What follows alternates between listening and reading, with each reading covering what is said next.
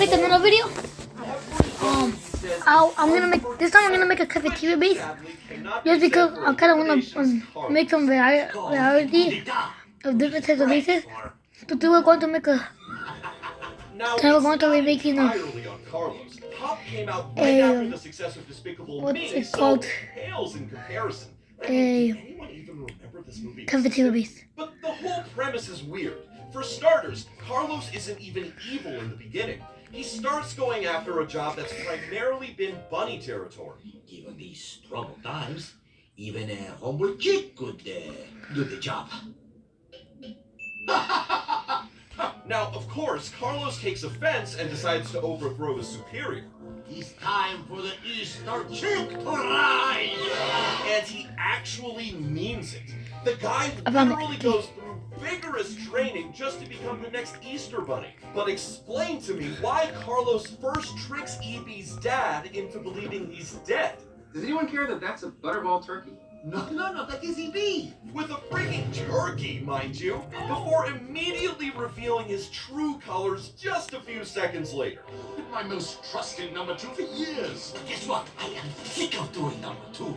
It is our time for number 1, yeah? Read the book now. Even though this guy successfully stole the Egg of Destiny, the results weren't quite what he expected. In the end, he basically gets defeated by the power of drumming and a chick who loves to boogie.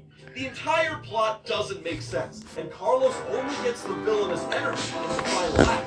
Unlike Illumination's Spectre, who brings that energy every waking second. Somehow, he's both cinematic and like a Looney Tunes movie reel at the same time. For me, he's the only villain who doesn't need a tragic backstory or some huge stakes. Because you know what he does have? With both direction and magnitude. For real though, Vector may not be the most intimidating villain. Yet, despite looking like a walking meme in a traffic code suit, he's done some real I think I stay here. For one, he's got a whole arsenal ready to go toe-to-toe with Gru. Outrage in Egypt tonight as it was discovered that the Great Pyramid of Giza had been stolen. This guy somehow steals an actual wonder of the world, not just some gem. And then he replaces it with a giant inflatable pyramid. Like no one would notice the subtle change in geometry. And you know what's crazier? He just keeps it in his backyard. Never seen anything like this. But that's not even the worst thing he's done. Okay, I'm used to I think I should start building the base. Zero level of remorse. Sir, we're gonna need you to take a step back, because that's a child. Vector may be a walking meme, but under all the jokes and seafood-based weaponry, he's still a genuinely foul and unforgettable villain. His loud approach to villainy stands in sharp contrast to that of Pixar's Evelyn Dever, who doesn't reveal her cards right away, or, well, tries not to. It was controlled by the strange built-in one. Honestly, for any surprise, I wasn't. Her name is literally Evil Endeavor if you say it fast enough. Pixar was too on the nose with this one for my liking. From the start, she's the only person in the entire movie who hints at not liking superheroes.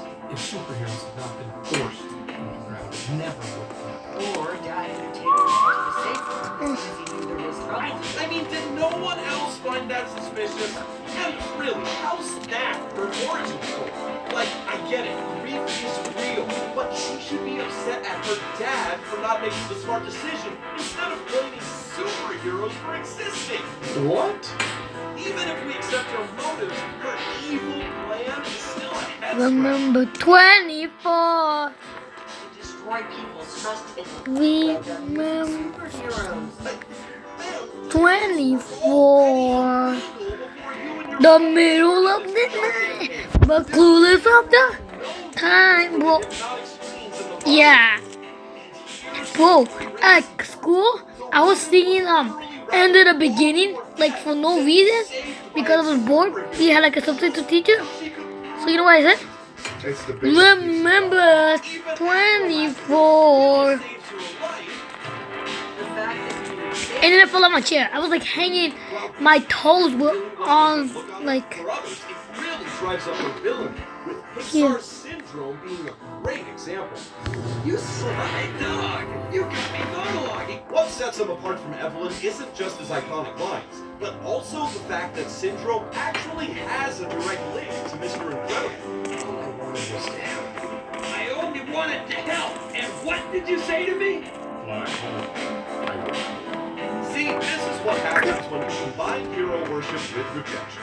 Buddy didn't take that no as a gentle bouncer. He built a 15-year revenge plan instead. This guy literally made his entire brand identity around defeating Mr. Incredible. He's either a fanboy or an Fanboy? no in between. Syndrome even committed superhero The- genocide to protect him. And soon, he came after the family, too. You married Elastigirl? Don't. You got busy!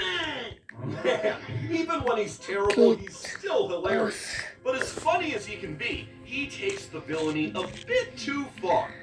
And in time, who knows? He might make a good sidekick. Bro really just tried to steal a baby. Police! Help! Police! Ultimately, What the heck? Syndrome tried to reshape the world with technology and his trauma. Meanwhile, Sony said, what if the villain was an emoji? If you have expressions other than mine, like you are, is a malfunction. Off. I don't know about you, but I've definitely had a boss like Smiler. All fake laughs and passive aggressiveness so strong it's suffocating. But her switch from cheerful supervisor to tech dictator happens way too quickly. They're gonna fix me? Actually, delete you. But yeah, Ugh, that smile. It's like it's daring you to punch her in the face. And sure, she's trying to erase Gene Meth for the good of emoji kind, but she's way too one-dimensional for a villain who lives in a smartphone. Even her running gag is dental equipment. This isn't an ad for a dental office, Smiler. Kids deserve better humor. Beyond her obsession with her smile, she has only one motive. oh gosh, I don't know what to do. Yes, Her entire villain arc is just launching killbots because Gene expressed a second emotion. In the Emoji Movie universe, that's basically a crime. And look, in context, her motive isn't terrible, it's just meh. But between the constant flossing and the corporate finish him attitude, you get tired of her real fast. Sony redeemed itself, however, when it gave us the Spot from Spider-Man Across the Spider-Verse. My holes can take me anywhere. I beg your pardon? What the heck? Man, he really needs to phrase that better. Sheesh. At first glance, the Spot doesn't look like much. Cool, maybe, but not at all intimidating. Oh, Spider-Man. Wow. This is real. So are you like a cow or a Dalmatian? Yeah, nothing about this guy says villain. Instead, he's giving more goofball energy. But then the movie hits you with the twist. Miles is literally this man's origin story. In Into the Spider-Verse, he was actually a scientist working at Alchemex, the same one Miles hit with a bagel. It's crazy how one small joke became a whole massive plot point. Back then, the Spot was in the room during the Collider explosion, and instead of dying, he got mutated into a walking constellation of portals and dark matter. So, of course, his entire life gets flipped inside out. You're bound to go a little crazy. But The heck? klutzy, awkward villain quickly evolves into something else entirely. I'm gonna take everything from you. Like I took everything from you. By the end, the Spot easily becomes the most dangerous villain in the Spider-Verse series, which is the exact opposite of DreamWorks' The Chameleon, who actually starts out interesting. I'm the chameleon.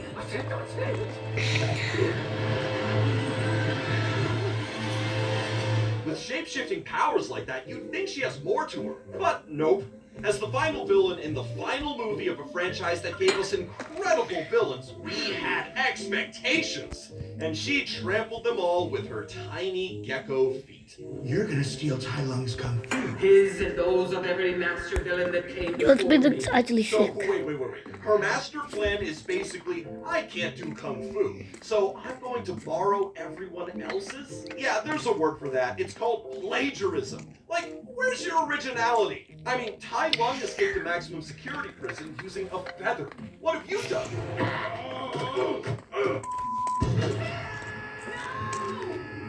Ano ka pa na ito na I'm terrified. And don't even get me started on her backstory. They would say I was too small, too lowly, and that kung fu was not my destiny.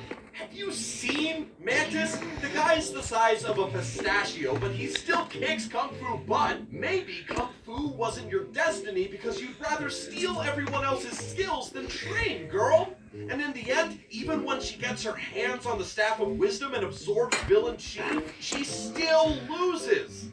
Ugh, what a disgrace. So yeah, the Chameleon was this franchise's most disappointing villain.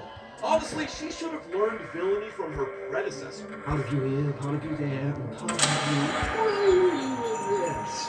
What is this? Psycho. DreamWorks' Lord Shen is, without a doubt, the most dangerously fabulous peacock ever animated.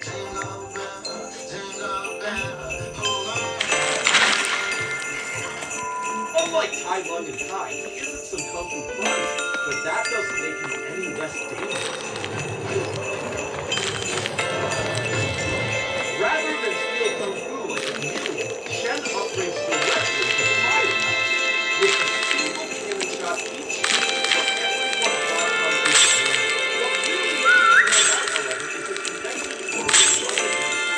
He is totally Why am I taking damage?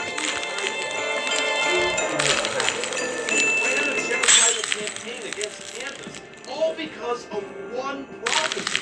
Please, my please, there. Defeated by a warrior of black and white. But you know what the biggest irony is? The warrior Whoa, why did you make the blizzard so stupid, bro? The blizzard is stupid, just delete it, bro. What is it even for? accidentally matched the color palette. And to be killed by your very own creation, too. What a way to go. Regardless, Lord Shen was the architect of the most devastating event in Chosen's entire backstory. Long before he ever needed a single touch. It's not that pivotal event, Chosen would become a fucking master. But like, tell me, how does it snow in the middle of IKEA? Just give me that logic. It snows, it fogs. This is basically its own world, bro. How does it get foggy enough in the IKEA?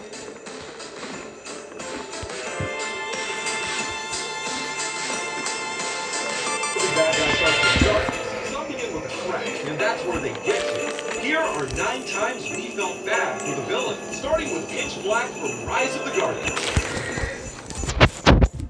Okay, guys. Pitch is out here turning kids to citizens of the night, like he's running a fear factory. But there's a reason Fear he's factor. acting like the universe's most dramatic shadow. I want to be believed in.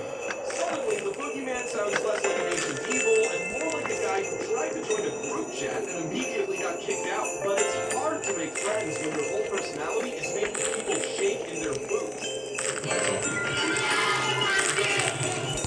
The worst part, though, is that Pitch Black wasn't always evil personified. In the book series, he was originally Cosmo's picture, a hero who led the charge against the Fearlings and locked them away. But the Fearlings preyed on his love for his daughter and used it to manipulate him into releasing them. They then existed, turning him into a being of darkness, pitch black. 1 minute, he was saving the cosmos. Next, he became the cosmos' jumpsuit. Only everyone could predict. Getting cold, bro. Just a bad dream. Oh, is it the good way? Well, there's no such thing as the boogeyman. Being alone and isolated like that, it's no wonder Pitch Black went a little crazy. Cannot be believed in. To long for. We should have took some bananas and heal. Pitch didn't want love. He just wanted someone to remember he was there, even if the only way was through fear. But in the end, I am the boogeyman, and you will fear me. he gets forgotten again. And then it gets worse. His own nightmares smell his fear and prey on it. The boogeyman, the creature kids imagine hiding under the bed, ends up being dragged under the bed himself. You see this L right here? Take this L, hold this L, you're going to cherish this L. And speaking of villains who got dragged around a lot, I broke my back. What do you mean by that? My back is broken. now we all know Megamind as the villain turned hero, eventually, but before he earned that title, his life was basically a series of endless unfortunate events. I didn't quite hear that last part, but it sounded Where is important. he? Destined for what? His whole species gets wiped out, his parents launch him into space, and you think, alright, surely things get better from here, right? No, pure fiction. Because while Metro Man lands in a posh home, Megamind crash lands in a prison. Can we keep it? Man, it really shows that half your future depends on where your spaceship decides to drop you off. The guy never even had a chance. No matter how hard I tried, I was always the odd man out. The last one picked. The screw up. Oh, yikes. You know things are bad when even the kid using crutches gets picked before you. So eventually, Megamind chose the only role the world kept assigning him, the villain. Thus began his rivalry with Metro Man. And soon, his entire life revolved around bothering him. Which is why, when he finally defeats him, he slips right into an existential crisis. We have it all. But we have nothing. Oh, jeez. Instead of celebrating his victory, he's moping like he hit backspace on his entire identity. How sad is that? In the end, though, he finally earns a happy ending, which, sadly, cannot be said for... When Humpty Dumpty from Puss in Boots said, "I was always there," he meant always. Too much, really. But then, he went too far. Okay, I got everything. You did it. Come on, let's go. How could you do this to me? I did you a favor. Yeah, right. The guy tricked his best friend into robbing a bank with him and is somehow shocked that he's upset. Boy, have you lost your mind? 'Cause I'll help you find it. But the betrayal hits more because of how deep their bond once was. Never alone, always together. Humpty and Puss, brothers forever. So how does someone go from brothers forever to longest range pals? Well, you'd think it was only because Humpty was jealous of Puss, but it's more than that. We had a plan to get out of here, but then you became the hero and you picked this place over me. There it is, the crack in the shell. Once, they were two orphans with nothing but each other, until Puss found a family and Humpty didn't. Which is why he lashed out in ugly ways. You stupid. But the bad egg finally came around after all the drama. I'm sorry, Puss. I made a mess out of everything. I'm a rotten egg. He finally owned up to it, and made amends in the most heartbreaking way possible. Humpty! He saves the town, saves Puss, and cracks in the process, literally and figuratively. It still hurts. Speaking of characters who cracked under years of feeling overshadowed. Ooh. Oh. Wrong person. Sorry. I'm surrounded by idiots. Scar roasts everyone in The Lion King like it's in his contract to insult at least 3 people a day. And we love it. But beneath all that sarcasm, he seems irredeemable. Long live the king. Wow. And if that wasn't enough, he immediately orders Simba's murder so he can grab the throne. So, yeah, case closed, right? Scar's evil, period. But if you look at his backstory in The Lion Guard, suddenly you're like, oh, turns out Scar got tricked by a mischievous lion and ended up with a cobra bite straight to the eye. Ouch. And the venom didn't just hurt. It started clouding his judgment. Imagine getting poisoned and then being expected to make emotionally healthy decisions. It's impossible. And when Scar runs to Mufasa for sympathy, we witness one of the worst Big Brother other moments in animation history. It's no wonder he gets angry at Mufasa. And from that point on, the Venom feeds on Scar's resentment like it's a buffet, twisting him into the villain we know today. Although Scar's actions aren't entirely excusable, who knows what path he would have taken if the Venom had been removed in time. Maybe he wouldn't have been so twisted.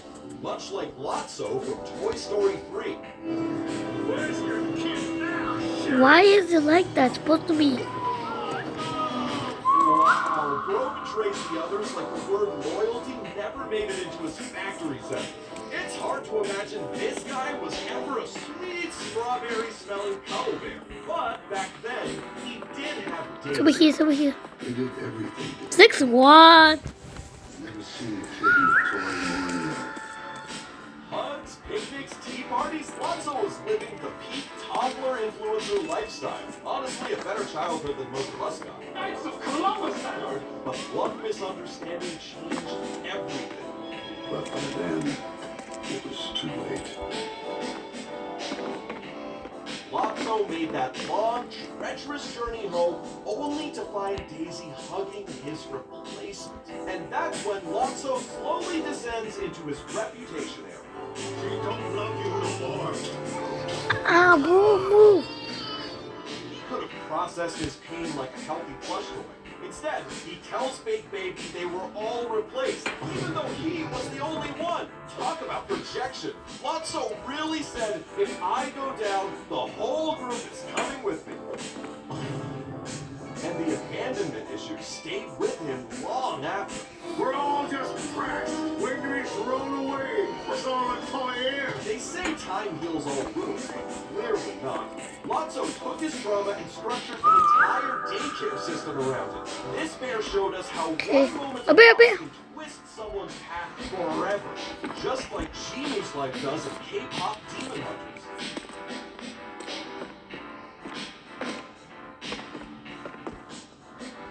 Boy band. That was Chinu's evil master plan to defeat hunters. It almost sounds ridiculous until you remember how easily we all get influenced by catchy chorus. But he wasn't always a demon. But I'm going to put the penguins here.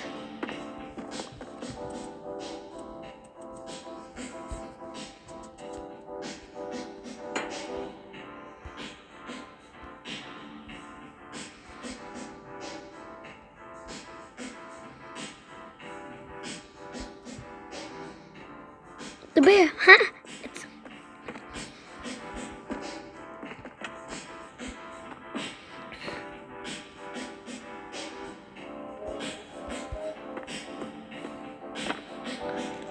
going to get a carpet for the house.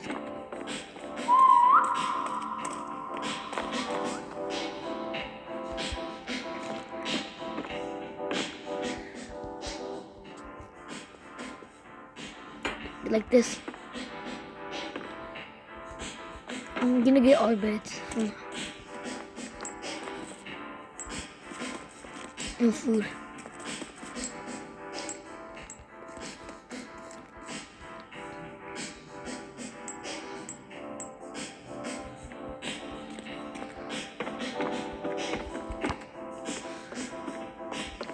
I don't know what to put it right now. I'm just gonna get some stuff.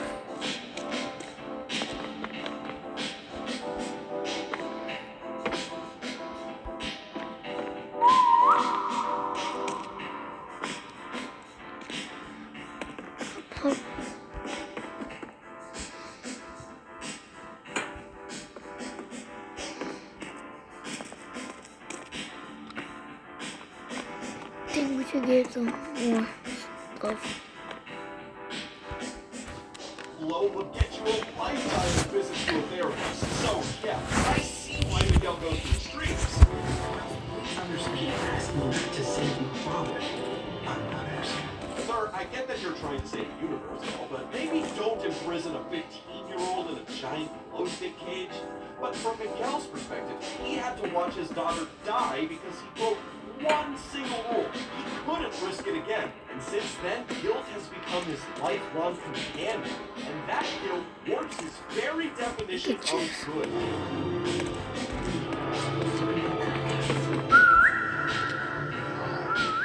Miguel isn't trying to be the villain. In his eyes, he's the hero who's desperately trying not to let history repeat itself.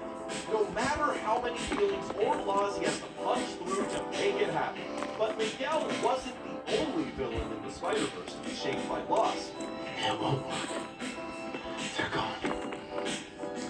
Right here, for a few seconds, you see Kingpin's stone-cold face crackle.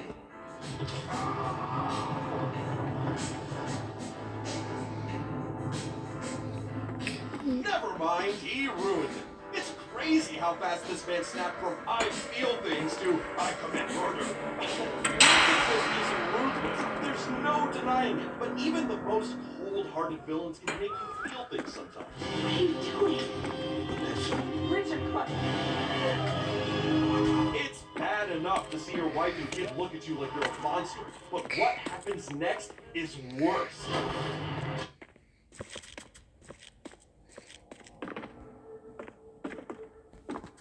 In one instant, Kingpin loses the only people who truly matter to him.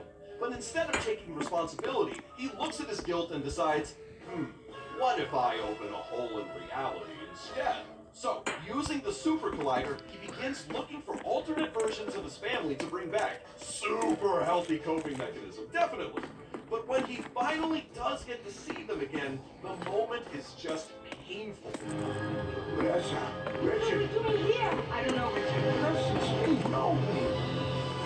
We're leaving now. I don't know what to put this. I don't think it's They space. see Wilson hurting Spider-Man again with fear in their eyes, just like all those years ago. You can't help but feel sad for him, seriously. For all his villainy, he cared about his family more than anything. Much like Pobert Lingsley from Zootopia 2, who would do anything for his. I got burned and all in the ground. I'm a real Come on! I mean, look at him! Don't you? The guy looks like he's 3 seconds away from passing out, yet he still tries to finish the job just to get his family's nod of approval. And that desperation leads him straight into villain territory. I know it's messed up, but this is my chance. Sir, you stabbed Judy with poison just to impress your father. Daddy, watch this. Watch this, Daddy. That's the worst case of daddy issues I've seen in a long time. But here's the saddest part. Oh, you don't belong in this family. You will never belong in this family. Wow. Imagine betraying people, breaking laws, and almost dying, only to hear your father say, Not good enough. At this point, even we feel bad for Poppert. Yo, everybody. Not because he's innocent. I mean, he's definitely not. But because no amount of villainy could fix the hole his family carved into him. Which goes to show that even in the darkest stories, you can't help but feel a little sad for the villains. Los que tienen energía nunca se detienen, nada los frena. Y detrás de tanto brinco está el pañal imparable 360 de Pampers. Con un ajuste inmejorable. 6'1". De derrames. Y ahora con las zapatillas elásticas y Siop de Pampers, cambiar pañales es más fácil que nunca. Fácil de quitar, envolver y poner. Y a jugar de nuevo, porque son Pampers, detrás de cada bebé. You need to go get a plan quick. Oh, this would have probably been a better Pixar movie if it weren't a Cars movie. I mean, I like the idea of a spy movie that revolves around racing and blowing up cars and stuff, if only they were just humans. I had no idea what anyone over at Pixar were thinking when they made this. F tier. If I could describe this movie with one word, it would be dull. Seriously, this might be one of the worst princess movies I have ever seen. So anyways, this movie is about the Scottish princess girl who rebels against her parents since she doesn't want to be a princess. Want a penguin. So she decides to visit an old witch and accidentally turn her mother into a bear. Okay, Yes, couldn't find this any is the plants. actual plot of the movie. Eventually, the Scottish Well, that has people find plants, her and try but, to kill her, but at least I got sunrise this. happens and A penguin. That's when the potion wears off, and then she returns back to normal. The end. Yeah, I literally don't remember anything from this movie. I had to rewatch the final scene just to remember how it ended because I genuinely couldn't remember for the life of me. Anyways, yeah, that was Brave. Honestly, one of the weakest princess movies I have ever seen. I had more enjoyment looking at the progress bar reaching the end rather than the actual movie. E tier. Finally, a break from two garbage movies. You had no idea how much I wanted to watch this movie after What seeing through happened? Cars 2 and Brave. So, Monsters University is a prequel to Monsters Inc., showing how Sullivan and Mike met and how they started working in the Scare Factory. So, they first meet and start out as rivals, but then they get into an argument and accidentally break a screen canister. So then they're both Whoa. failed by the Dean, but then Mike makes a bet to the Dean that if he wins the Scare games, he gets back to the Scare program. They eventually get to the final game where Mike has to scare some fake children, but then it is revealed that Sully cheated. Yeah, so Sully pretty much just confesses to the Dean as he felt bad for cheating. Meanwhile, Mike breaks into an actual Scare Factory to prove himself that he was actually scary. Well, guys, I think you guys should move. You guys are actually.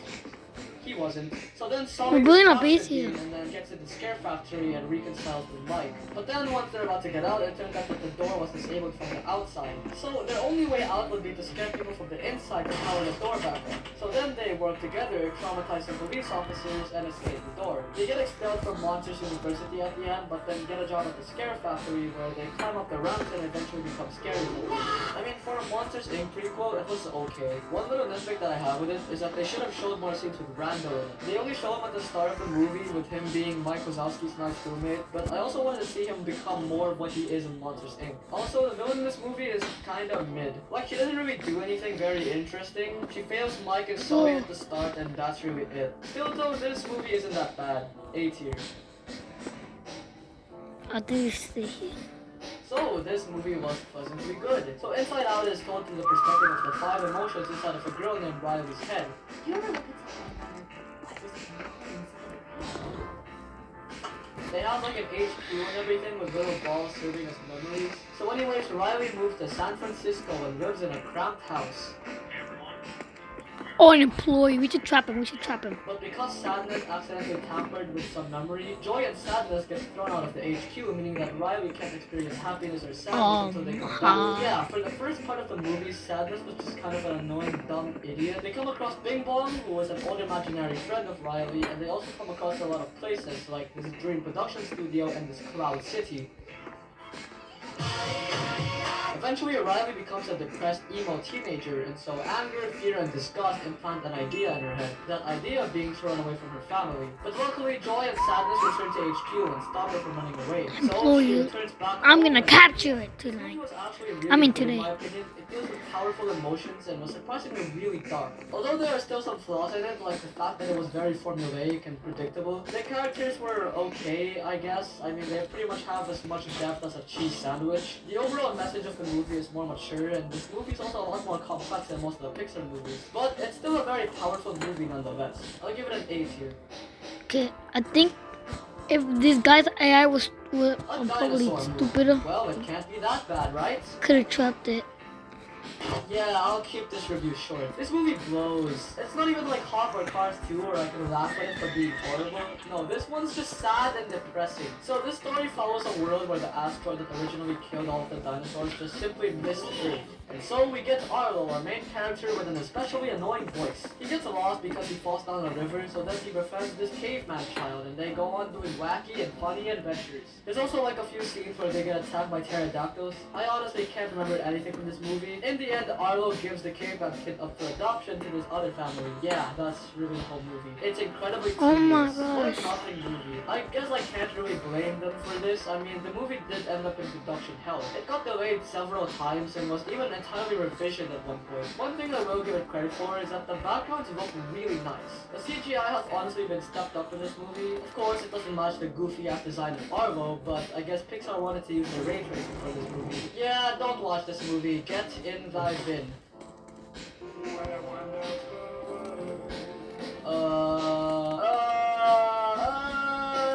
Yeah, it's okay. anyway, I don't really know what to think of Finding Dory. I mean, on one hand, I think it's an okay movie. On the other hand, there are some moments in it I just can't stand. But I'd say that it's still a better movie than Finding Nemo. I said it.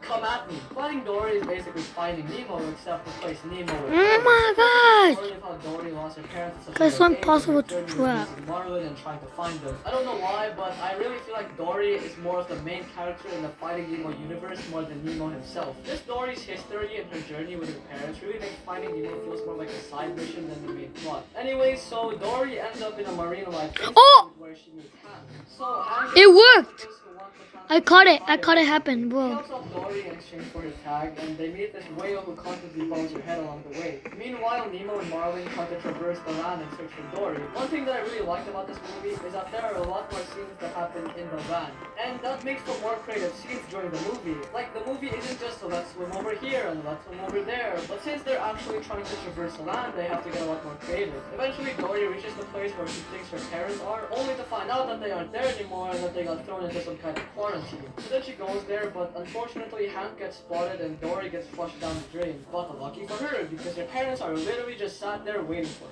Once that's over, now it's time for them to all reunite and try to save Hank from a van, which they do so while literally committing Grand Theft Auto and driving the van off the side of a goddamn hill. What an ending. Overall, this movie was a pretty good sequel and an overall improvement to Finding Nemo in my opinion. What I will say though is that they used the trope of Dory not being able to notice anything way too constantly to the point where it gets on my nerves. That's really the only nitpick I have in this movie, so B tier. Toilet. Cars 3. I'm laughing. That's a funny joke. Oh wait, that's a real movie. And I thought The Good Dinosaur was Pixar's most forgettable movie. Yeah, so Cars 3 was pretty mediocre, I guess. It's about the Lightning McQueen losing to a new car called Storm because he's old and washed up. So he decides to start training with this yellow car girl. Yeah, I have no idea what her name is. They go undercover in this derby, but then the yellow car splashes the Lightning, accidentally exposes him. This causes the Lightning to get mad at her, and she reveals that she also wanted to become a racer, but couldn't because she didn't think she was good enough. No, I don't know about you, Yeah. but that sounds to me like a skill issue. Skill issue? Oh crap, I'm hungry. It's never explained why he died, he's just dead. So Lightning McQueen meets with Doc's Oh mentor crap, and oh teaches crap. him how to use the technique called drafting. Pretty much if you've ever played any racing game, drafting is sort of the same as slipstreaming, where you block your opponent's back, reduce the maneuver. Employee! Ah, employee! The yellow car race instead. Oh crap! I guess she deserves a second chance. So she basically uses the drafting technique to catch up to Storm and then does an epic side flip to win the race. So yeah, that was Cars 3. You know when Cars 2 Mater was probably on screen for like 50% of the whole movie? Yeah, well in this movie it's probably on screen for like 1 minute. Another thing I find funny about this movie is that it has almost nothing to do with Cars 2. It never mentions any of the characters from Cars 2 or makes a reference to Cars 2. You could literally watch this movie after Cars 1 and it wouldn't matter. I mean, it was probably Pixar's fan service after delivering such a horrible sequel. Also, like, I have no idea who the hell this yellow car is, and I really don't care for her. She wasn't very likable or anything, and honestly, whether it would have been her or McQueen to beat Storm, I don't think it would have impacted my review any differently. See you.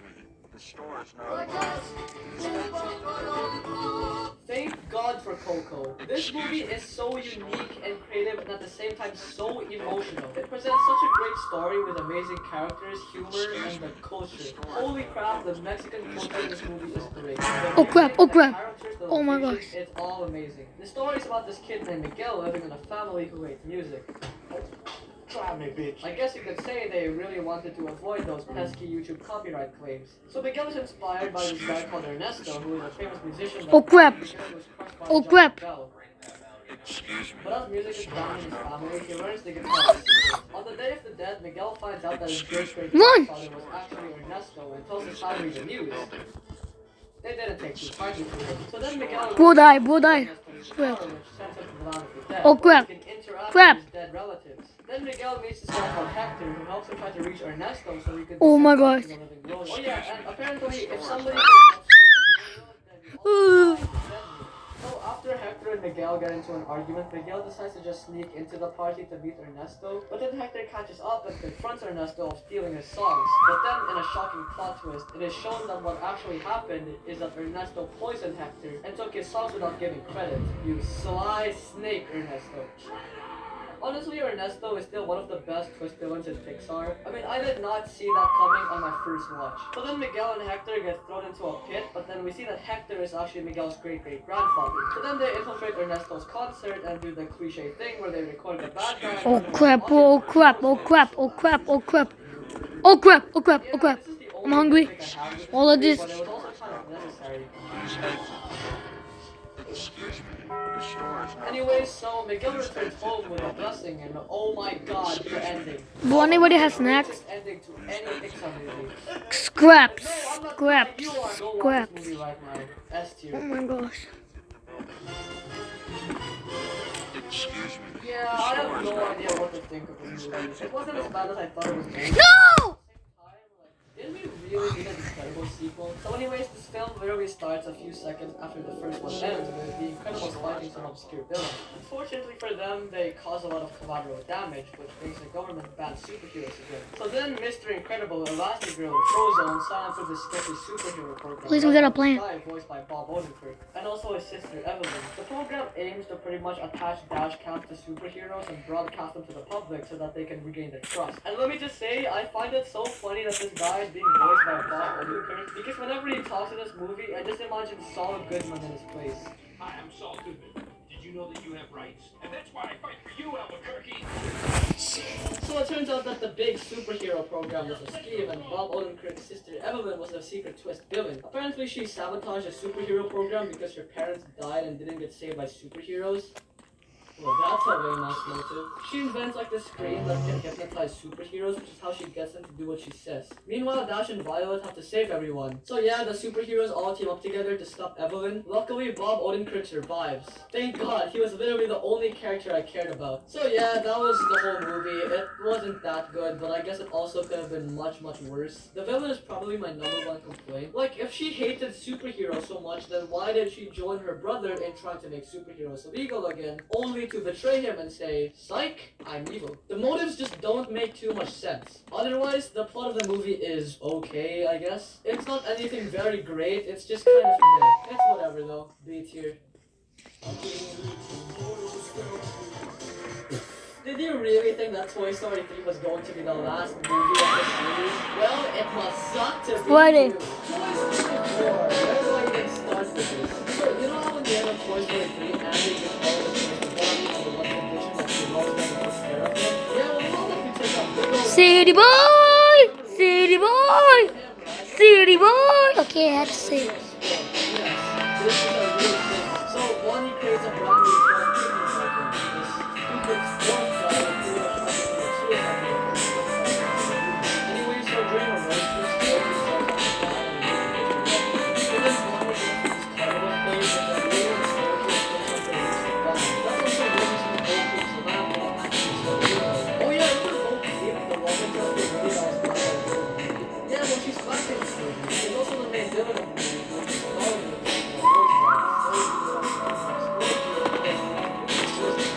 The footy stock everything is full.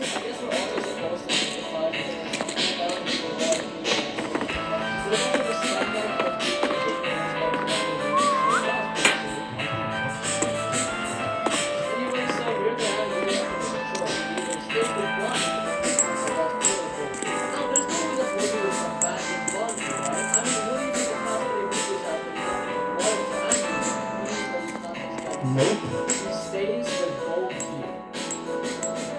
Yeah, this movie kind of sucks. It didn't have a lot of the scenes to the classic toys, and plus the live people on the movie was just kind of stupid. They also have a lot of characters. I guess the one question I have left is, was it worth it for the $1 billion to reach in the box office?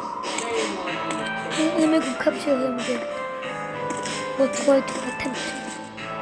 Okay, so I knew pretty much nothing was covered before watching it, and now We're gonna eat the that better. I don't think it's a terrible movie at all, but it's pretty boring. City boy, city boy.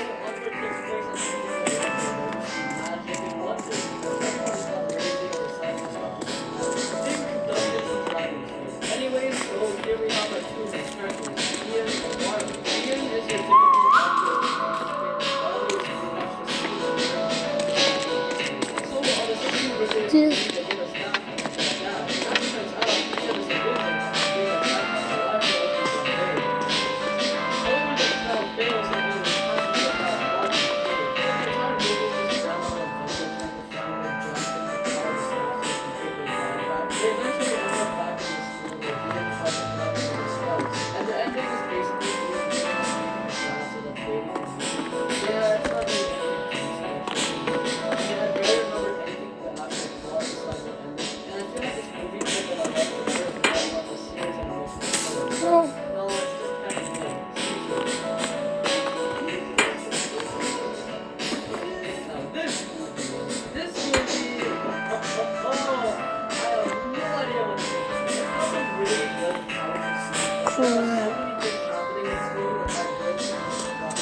this is also probably the most mature Pixar movie to date. Anyway, so Soul first wife Joe, who was a music teacher, then gets an offer to play with this famous musician woman. He impresses her and gets engaged, but shortly after falls in a manhole and literally dies. And now he's basically in purgatory where he can choose to look for afterlife or try and escape.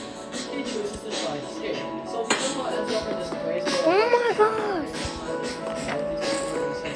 this is when we are introduced to the second main character, named 22. 22 is the soul who has no interest in going to Earth, so she's just kind of living in the soul world as a until the two of them meet in the military but then 22 accidentally gets pushed down this hole and now pushed into Joe's body and Joe being I really love this that 22 seems to see Joe's body, her experiencing life for the first time and every time you think is clever. All of those things especially when we see in the barbershop where 22 basically becomes a philosopher. Anyway, so then they get transported back into the soul room where 22 basically gears up her earth past and Joe so they can go Boy, catch that stupid guy. I kept him. so obviously now he has to go to the afterlife, right? But no, he gets a second chance to live life again. Yeah. Okay, so I may not have been a very big fan of this ending. I feel like he should have definitely gone to the afterlife and died. I feel that would have been a more impactful ending rather than him getting a second chance. It really sells the message that we should appreciate their life and become the second of it, but whatever. I'm moving to that slide. This movie was honestly really good and there are more powerful and emotional scenes in here, accompanied by great music. In conclusion, great movie, great soundtrack, but not really a masterpiece. Stay tuned. Okay, this is a great movie. It has such a simple concept that is executed so damn good. The only rules in Russo are pretty much just okay. Once you become left, then you come left, once you drive, then you come right. Which I find nice because it's actually easy to comprehend. Okay, so here's the plot of the movie. This kid named Russo who comes from a sea monster family living in Italy decides to run away from his family after Okay guys, might be ending the video here. Thank you for the 21 subs. Have a great day and city boy! City boy! they then dream of owning a best